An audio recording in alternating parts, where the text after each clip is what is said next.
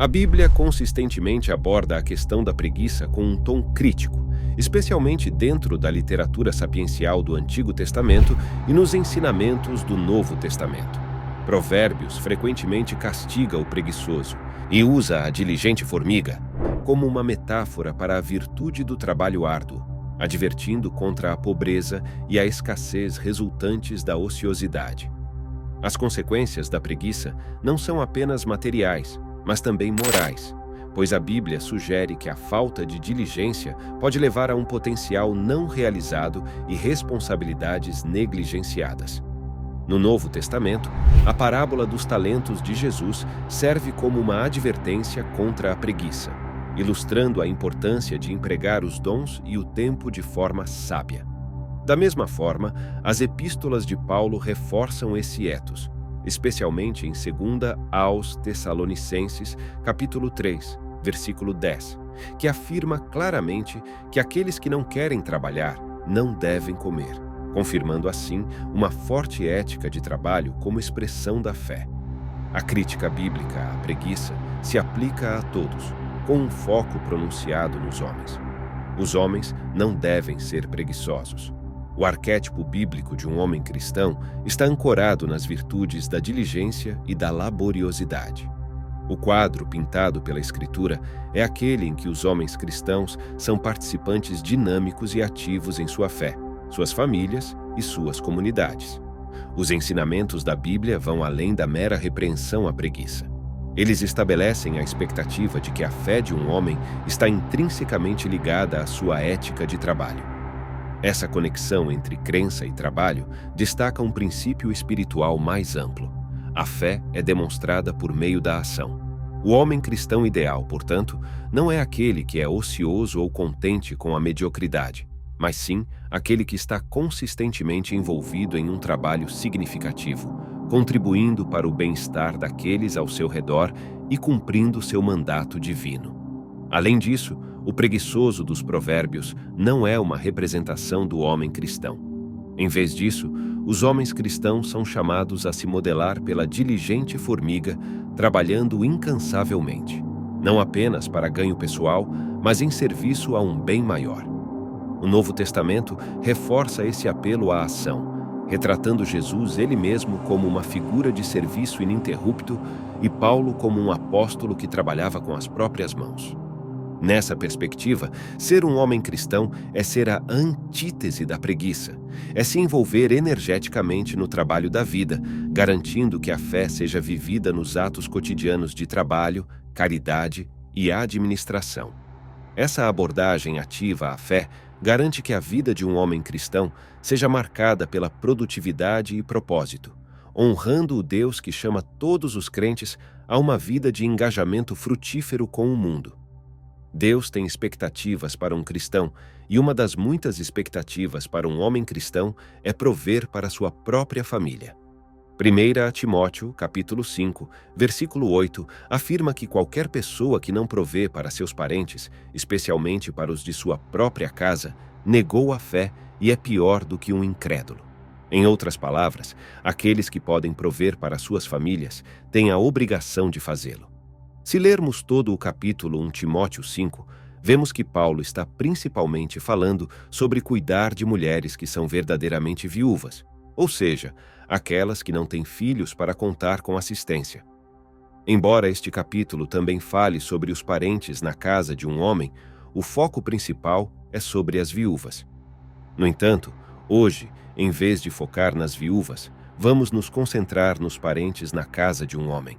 Antes de prosseguirmos, é importante notar que o apóstolo Paulo, neste capítulo, afirma que uma verdadeira viúva que precisa de assistência financeira da igreja é aquela que não tem filhos ou netos. A razão é que, se uma viúva tem filhos ou netos, é obrigação deles cuidar das viúvas em sua família, seja financeiramente ou em qualquer outra necessidade que possam ter. Isso não é um mandamento para que alguém forneça para parentes que deveriam estar se provendo, pois isso o tornaria um facilitador do pecado da ociosidade, também conhecido como preguiça. Em vez disso, é um comando para cuidar daqueles que realmente precisam. A família é a primeira linha de cuidado, E como resultado, isso liberará recursos da igreja local para aqueles sem suporte familiar. Aqueles que têm filhos ou netos para apoiá-los. Deus nos fez para trabalhar e prover para nós mesmos e para aqueles em nosso lar. Mesmo os incrédulos fazem isso. Paulo chamou intencionalmente de pior que um incrédulo um cristão que não cuida dos seus próprios. Isso é uma declaração provocadora e intencional para destacar que uma pessoa não pode se chamar de um homem cristão enquanto for frio e insensível para com os membros de sua própria casa. Isso não se refere a uma pessoa que não pode cuidar dos seus próprios por motivos fora de seu controle, como razões de saúde, por exemplo. Não, isso se dirige a um homem que intencionalmente não cuida de suas próprias responsabilidades. Deus chama os homens a cuidar de suas responsabilidades, a honrar seus compromissos, a ter um senso de dever. E mulheres, se você tem um marido que vai ao trabalho e volta para casa e paga esta conta e paga aquela conta, agradeça a Deus por ele. Um homem cristão não é preguiçoso. Em nosso mundo de hoje, somos rápidos em julgar pecados como embriaguez. Somos rápidos em julgar adúlteros, fornicadores e ladrões. Mas raramente você ouve um sermão contra a preguiça. E isso não se aplica a todos os homens, porque há homens que estão no extremo oposto do espectro, que trabalham demais e não têm tempo para lazer e descanso, o que em si apresenta problemas. Não trabalhe até a morte. Descansar é uma necessidade. No entanto, essa é uma mensagem para outro dia. Hoje estamos focando na preguiça. Ninguém fala mais sobre a preguiça. A Bíblia não incentiva a preguiça. Olhe para o nosso Senhor Jesus Cristo. Ele era motivado e ativo enquanto estava na terra. João, capítulo 9, versículo 4. Eu devo realizar as obras daquele que me enviou, enquanto é dia, a noite vem, quando ninguém pode trabalhar. Lucas, capítulo 2, versículo 49. E ele lhes disse: Por que me procuráveis? Não sabíeis que devo ocupar-me das coisas de meu Pai? A preguiça é o oposto de ser trabalhador. A preguiça é quando você tem algo a fazer ou algo que deveria estar fazendo, mas não faz por causa do esforço físico que é necessário para fazê-lo. Trabalho duro e dedicação. Faça mesmo se você sentir vontade. Faça mesmo se você não sentir vontade. A preguiça é algo que raramente é pregado hoje em dia em nossa geração de micro-ondas. Trabalho duro e dedicação estão se tornando um princípio moribundo.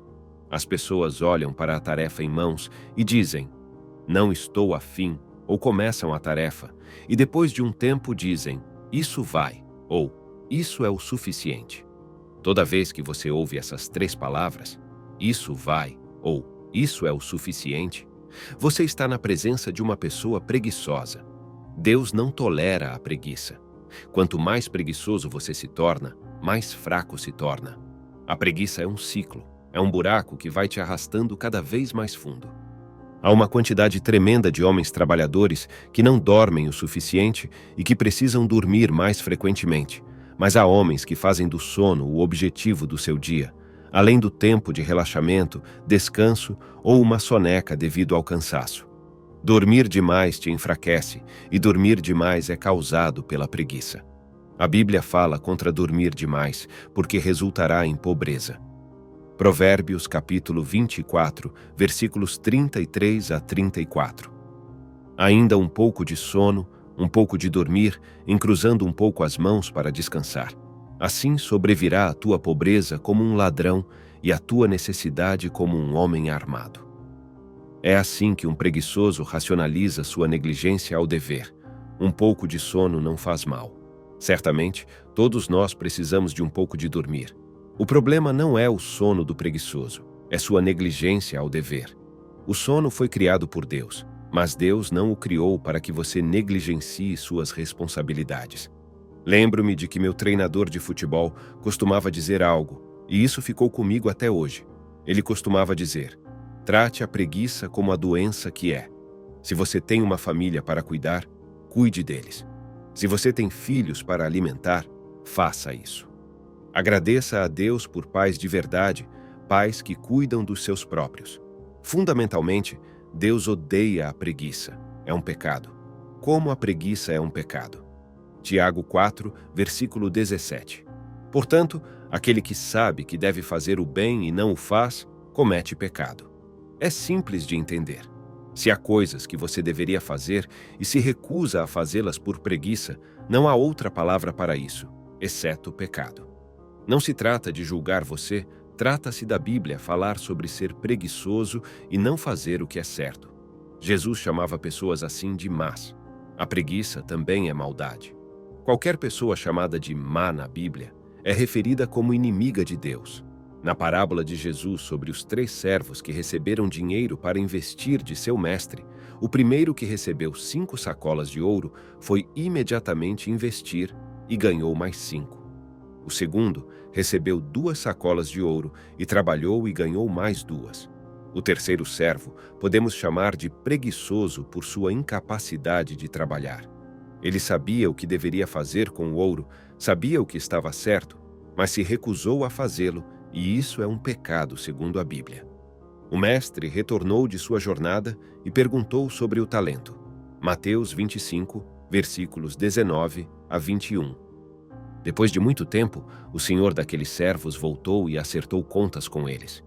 O homem que havia recebido 5 sacolas de ouro trouxe mais 5. Mestre, disse ele, você me confiou 5 sacolas de ouro. Veja, eu ganhei mais 5. Seu senhor respondeu, muito bem, servo bom e fiel. Você foi fiel no pouco, eu o porei sobre o muito. Venha e participe da alegria do seu senhor. Fiel servo, você tem sido fiel com poucas coisas. Eu vou te colocar no comando de muitas coisas. Venha e compartilhe a felicidade do seu mestre. O homem com 2 sacolas de ouro também veio. Mestre, ele disse, você me confiou 2 sacolas de ouro. Veja, eu ganhei mais 2. Seu mestre respondeu, bem feito, bom e fiel servo. Você foi fiel com poucas coisas. Eu vou te colocar no comando de muitas coisas. Venha e compartilhe a felicidade do seu mestre. Então, o homem que recebeu uma sacola de ouro veio. Mestre, ele disse, eu sabia que você é um homem duro, colhendo onde não semeou e ajuntando onde não espalhou semente. Eu estava com medo, e fui, e escondi seu ouro na terra. Veja, aqui está o que pertence a você. Agora quero que você observe a resposta do mestre em Mateus 25, versículos 26 e 27. Seu mestre respondeu, servo mau e preguiçoso, você sabia que eu colhia onde não semeava e ajuntava onde não espalhava semente. Bem, então você deveria ter colocado meu dinheiro no banco, para que, quando eu voltasse, eu o recebesse de volta com juros. Deus não olha com bons olhos a preguiça, mas nossa sociedade, de certa forma, a encoraja. Isso vai contra a vontade de Deus. A preguiça se espalha para diferentes áreas da sua vida, afetando tudo. Você não pode ser preguiçoso em uma área e trabalhador em outra, pois a preguiça contamina outras áreas da sua vida. Fundamentalmente, os homens de Deus não são preguiçosos. Deus chama os homens para cuidar de suas responsabilidades, honrar seus compromissos e ter um senso de dever.